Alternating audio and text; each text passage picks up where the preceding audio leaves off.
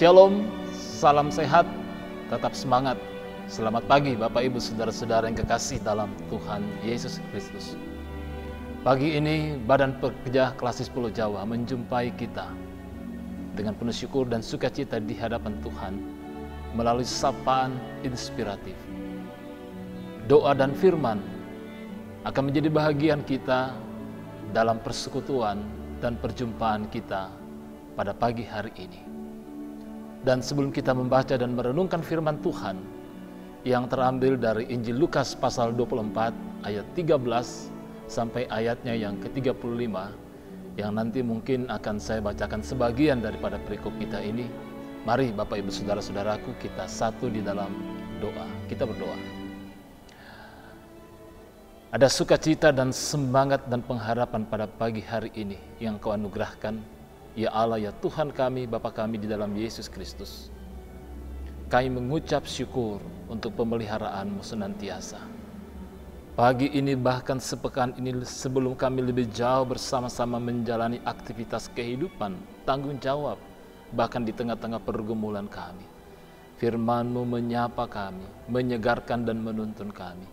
Kami mohon hikmat-Mu, kekuatan tuntunan-Mu ya Roh Kudus, dalam memahami, mendengar akan kebenaran-kebenaran firman-Mu. Berkati hamba-Mu dalam memberitakannya ya Tuhan. Ampuni kami dari segala salah dan dosa kami. Dalam nama Yesus Kristus yang itulah Tuhan dan Juru Selamat kami yang hidup, yang telah bangkit itu, kami berdoa dan mengucap syukur. Haleluya. Amin. Saya akan bacakan sebagian perikop pembacaan kita pada pagi hari ini. Pada ayat yang ke-30 dalam pembacaan kita tadi sampai ayatnya yang ke-35. Waktu ia duduk makan dengan mereka, ia mengambil roti, mengucap berkat, lalu memecah-mecahkannya dan memberikannya kepada mereka. Ketika itu terbukalah mata mereka dan mereka pun mengenal dia, tetapi ia lenyap dari tengah-tengah mereka. Kata mereka seorang kepada yang lain, "Bukankah hati kita berkobar-kobar ketika ia berbicara dengan kita di tengah jalan dan ketika ia menerangkan kitab suci kepada kita?" Lalu bangunlah mereka dan terus kembali ke Yerusalem. Di situ mereka mendapati ke-11 murid itu. Mereka sedang berkumpul bersama-sama dengan teman-teman mereka. Kata mereka itu, "Sesungguhnya Tuhan telah bangkit dan telah menampakkan diri kepada Simon." Lalu kedua orang itu pun menceritakan apa yang terjadi di tengah jalan dan bagaimana mereka mengenal dia pada waktu ia memecah-mecahkan roti. Demikian firman Tuhan. Berbahagialah kita yang mendengar, merenungkan dan melakukannya. Amin firman Tuhan. Saudara-saudaraku yang kekasih dalam Tuhan Yesus Kristus, merenungkan firman Tuhan yang menjadi sapaan inspiratif bagi kita. Saya mengangkat satu tema yang sederhana. Emmaus, perjumpaan yang memulihkan. Saudara-saudara yang kekasih dalam Tuhan, kalau kita membaca keseluruhan pembacaan firman Tuhan pada pagi hari ini, kita menjumpai dua murid yang berjalan menuju ke Emmaus. Perjalanan ke Emmaus memiliki makna yang begitu dalam. Ada pesan-pesan spiritual yang kita dapati lewat perenungan akan kisah dan peristiwa penampakan Yesus kepada kedua murid yang sedang berjalan ke Emmaus. Kalau kita melihat pembacaan kita, dan kiranya ini menjadi perhatian kita nantinya, kita mendapati bagaimana dua murid ini meninggalkan Yerusalem dan menuju ke Emmaus. Ada percakapan yang begitu menarik dan serius akan suatu peristiwa. Mereka tidak begitu menikmati perjalanan itu. Oleh karena pembicaraan dan percakapan yang begitu dalam tentang apa yang baru saja terjadi di Yerusalem, tentang penderitaan, tentang kematian dan penyaliban. Dan bahkan mereka baru saja mendengar tentang berita Yesus bangkit dari antara orang mati. Dan di tengah perjalanan itu, saudara-saudaraku yang kekasih, Yesus menampakkan diri di antara mereka, ikut berdialog dan bercakap-cakap dengan mereka. Namun menarik untuk kita perhatikan bahwa mereka tidak dapat melihat itu. Injil Lukas menggarisbawahi satu pernyataan bahwa ada sesuatu yang menutupi mata mereka. Apa sesuatu itu? Tidak jelas disampaikan kepada kita. Namun saudara-saudara yang kekasih dalam Tuhan Yesus Kristus, jikalau kita bisa flashback dan menarik ke belakang, berangkat dari peristiwa yang dialami oleh Yesus, tentu ini merupakan kekejutan bagi murid-murid.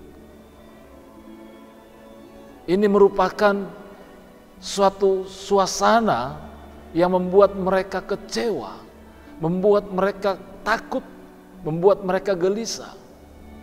Mereka menyaksikan langsung tentang apa yang dialami oleh Yesus bersama dengan mereka. Apa yang menjadi harapan, apa yang menjadi kerinduan, bahkan mungkin apa yang menjadi ambisi mereka.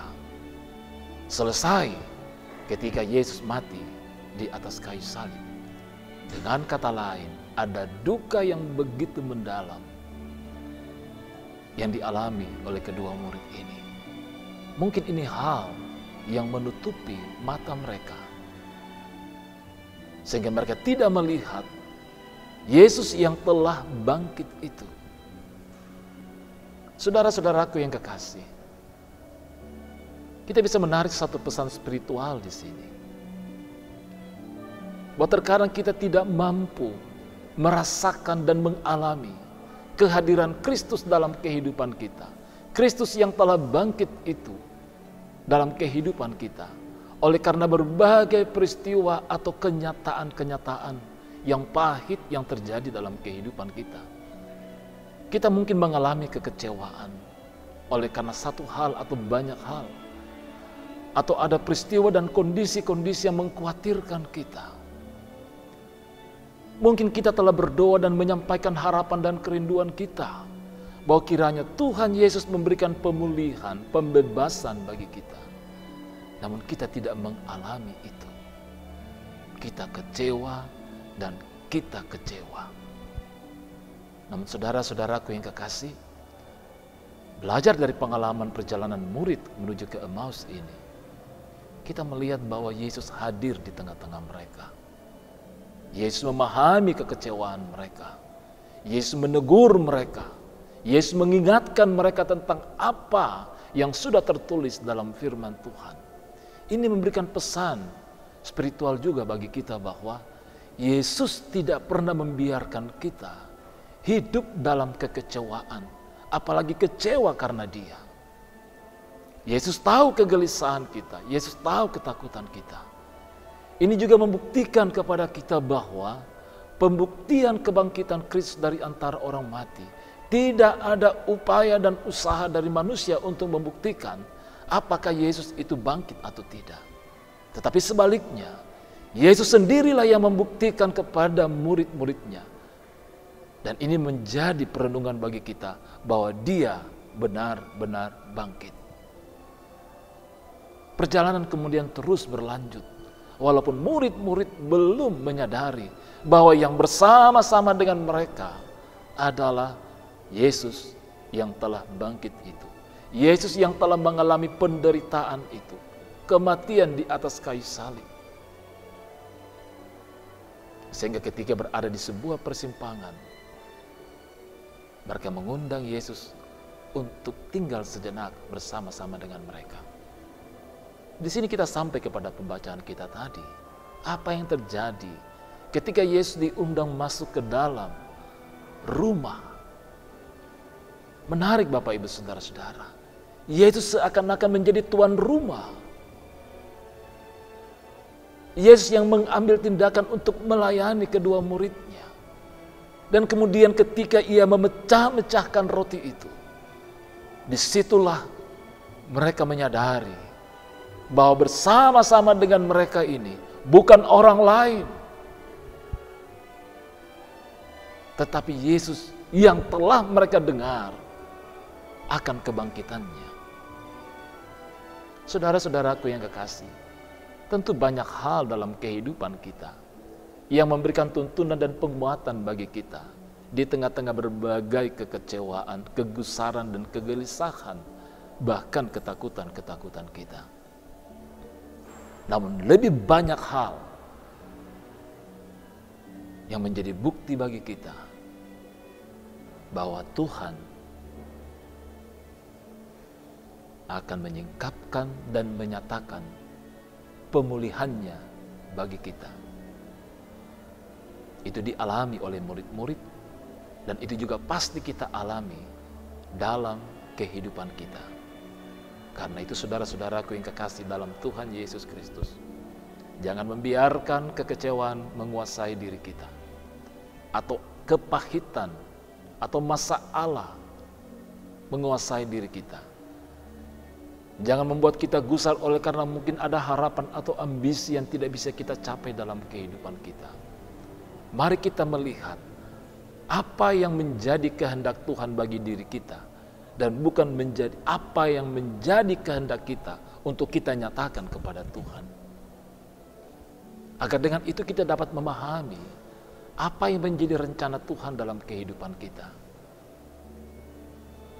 Tidak lama mereka tinggal dalam rumah itu. Mereka kembali ke Yerusalem. Mereka menceritakan dan mengisahkan bahwa Yesus benar-benar telah bangkit dari antara orang mati. Dengan kata lain, saudara-saudaraku yang kekasih, kita yang meyakini dan mengalami akan peristiwa kebangkitan atau kemenangan Kristus adalah sesuatu yang tidak bisa tinggal dalam diri kita saja, menjadi milik kita, namun harus diwartakan bagi banyak orang dalam kehidupan kita. Sepekan kehidupan akan kita jalani ke depan. Mari kita jalani dengan semangat dan pengharapan dan keyakinan kita tentang Kristus yang telah bangkit itu, yang menyatakan kemenangan, yang tentunya juga mau menyatakan kepada kita kemenangan dan pengharapan dalam setiap perjuangan kehidupan kita. Saudara-saudara yang kekasih dalam Tuhan, kita mendapati di sini peristiwa Emmaus adalah peristiwa tentang perjumpaan Yesus yang menyatakan pemulihan kepada murid-muridnya. Peristiwa Emmaus kita mendapati bahwa Yesus adalah yang menjumpai murid-murid. Yesus menjumpai saudara dan saya dalam hidup dan kehidupan kita setiap hari melalui Roh Kudus. Tetap semangat dalam menjalani kehidupan sepekan ke depan. Roh Kudus menyertai kita. Amin firman Tuhan. Mari kita satu dalam doa. Kami bersyukur Tuhan atas kebenaran firman-Mu yang telah menjadi bahagian kami. Tuntun kami ya Roh Kudus, agar semangat kebangkitan yang dinyatakan Kristus bagi kami akan menjadi bahagian hidup dan kehidupan dimanapun kami berada. Tidak hanya menjadi milik kami, namun juga dapat terbagi di dalam hidup dan kehidupan dalam bersesama untuk kemuliaan Tuhan. Sungguh banyak hal yang menjadi harapan dan kerinduan kami. Sungguh banyak hal yang menjadi kekecewaan, kegusaran dan kegelisahan, bahkan ketakutan dalam menjalani hidup dan kehidupan ini. Namun kiranya kebenaran firman-Mu yang telah menuntun kami, selalu ada kekuatan baru, selalu ada semangat di dalam berjuang, dalam menjalani hidup dan kehidupan kami setiap hari. Berkati kami semua anak-anak-Mu Tuhan, dalam berbagai aktivitas kehidupan kami untuk sepekan ini. Terpujilah Engkau ya Allah ya Tuhan kami. Ampuni kami dari segala salah dan dosa kami. Dalam nama Yesus Kristus kami datang berdoa dan mengucap syukur. Haleluya. Amin. Demikian sapaan inspiratif pada pagi hari ini. Sekali lagi Bapak Ibu Saudara-saudara, bersama dengan Badan Pekerja Kelas 10 Jawa, kami menyatakan tetap semangat dalam menjalani kehidupan ini, dalam pengharapan dan keyakinan akan Kristus yang telah bangkit itu. Tuhan menyertai kita di dalam Roh Kudus. Terpujilah Tuhan. Shalom, selamat pagi.